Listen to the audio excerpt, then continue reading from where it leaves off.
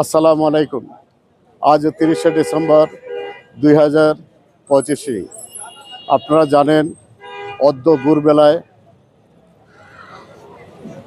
দেশনেত্রী দেশমাতা বেগম খালেদা জিয়া মহান আল্লাহ পাকের ডাকে আল্লাহর জিম্মায় চলে গেছেন।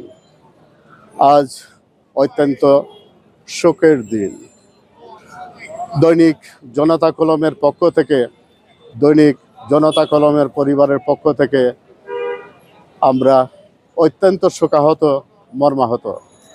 আমি দেশবাসীর নিকট আকুল আবেদন জানাচ্ছি, আপনারা মহান আল্লাহ পাকের কাছে দোয়া চাইবেন যেন মহান আল্লাহ পাক ওনাকে মাফ করে দেন, ওনার পরিবারকে মহান আল্লাহ পাক ভালো রাখেন।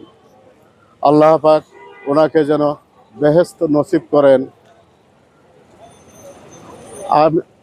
আমি হাসান হাবিব, দৈনিক জনতা কলম সহকারী সম্পাদক।